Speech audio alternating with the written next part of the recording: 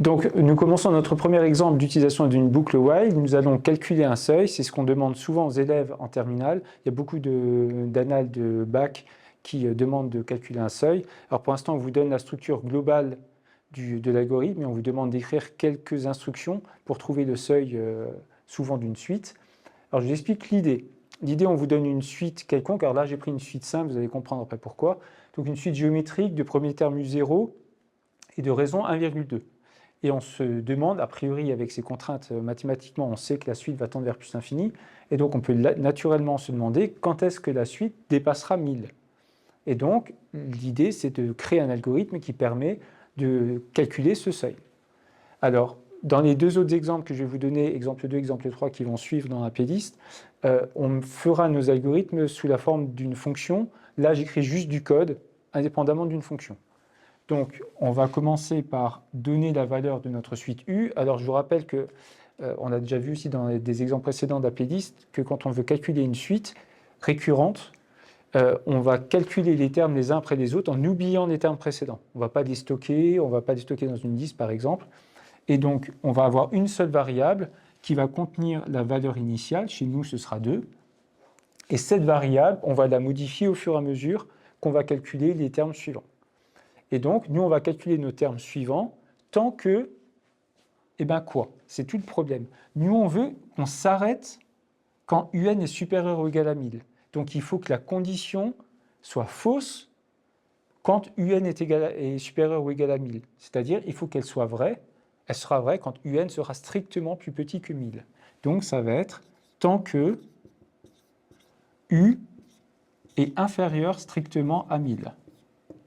Et dans ce cas-là, il faut qu'on calcule à chaque fois le terme suivant, le terme suivant, le terme suivant.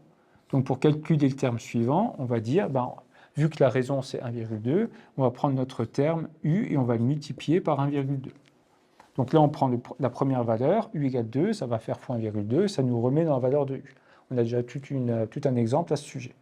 Sauf que si on fait ça, on va bien calculer tous nos termes, on va bien s'arrêter quand cette expression sera fausse, c'est-à-dire quand U sera supérieur ou égal à 1000, mais on n'a aucune information pour l'instant sur le nombre de fois qu'on a fait ce calcul, c'est-à-dire l'indice du premier terme supérieur ou égal à 1000.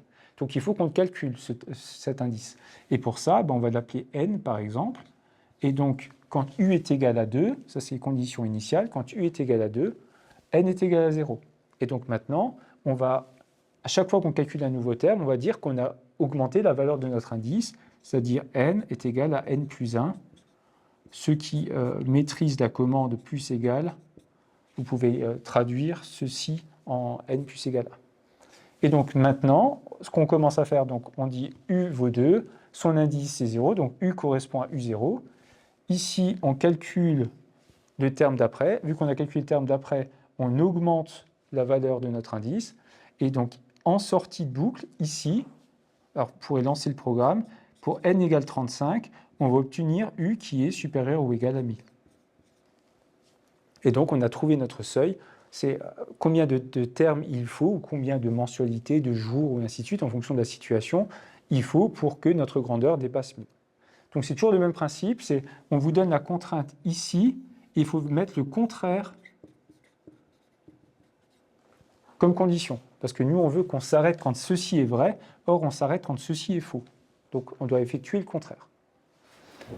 Alors, je vous propose maintenant la résolution du même exercice, mais mathématiquement. Alors, dans ce cas-là, on peut le faire. C'est pour ça que je vous ai dit, j'ai choisi une suite qui était simple, une suite géométrique. Dans le cas de suites plus délicates, comme des suites arithmético-géométriques, par exemple, on ne peut pas effectuer on ne peut pas utiliser les maths pour résoudre directement ce calcul facilement. On peut le faire, mais pas au niveau terminal. Donc ici, vu que notre suite est géométrique, on connaît la forme explicite des suites géométriques, donc on sait que UN, c'est U0 fois Q puissance n, avec U0 qui fait 2 et Q, qui fait 1,2. Et donc, on va avoir cette inéquation à résoudre. Et pour résoudre cette inéquation, alors les élèves qui sont en première ou en début de terminale, vous ne pouvez pas résoudre ça parce qu'il va vous falloir la fonction ln pour pouvoir le résoudre. Et donc l'idée, c'est d'essayer d'isoler ce n. Le problème, c'est que ce n est à la puissance. Et donc, on va devoir faire descendre, en gros, le n de la puissance. Et la fonction ln est justement là pour ça. On peut prendre la fonction ln à gauche et la fonction ln à droite. Alors, on ne change pas d'inégalité car la fonction ln est croissante. Et maintenant qu'on a ça, la propriété de la fonction ln, c'est que ln de a puissance b, c'est bln de a. Donc plus grand que ln de 500. Et donc n supérieur ou égal. Alors attention, ici on va diviser par ln de 1,2. Si la raison était négative, si la raison était plus petite que 1, strictement, ln de ce quelque chose aurait été plus petit que 0 et on aurait changé le sens de notre inégalité, parce qu'on aurait divisé par un nombre plus petit que 0. Donc ici, ln de 1,2 est plus grand que 0, et donc on va avoir ln de 500 sur ln de 1,2. Et donc n va être la plus petite valeur entière supérieure ou égale à cette grandeur, ce qui en prépa se notera n égale, partie entière supérieure de ln de 500 sur ln de 1,2. Comme ça vous fait un petit symbole mathématique de prépa en plus. Donc voici la résolution. Alors, informatiquement, vous en avez trouvé que n était égal à 35. Donc ici, en effectuant ce calcul, vous allez retomber sur n est égal à 35. Mais par contre, il y a plein de situations où, mathématiquement, soit c'est plus compliqué, soit on n'a pas envie de prendre le temps de le faire, soit on ne sait pas faire. Et dans ce cas-là, on a besoin d'un algorithme pour nous trouver le seuil à partir duquel une suite est plus grande que quelque chose, plus petite que quelque chose, comprise entre quelque chose et quelque chose. Alors, tous les algorithmes de seuil se basent toujours sur le même concept.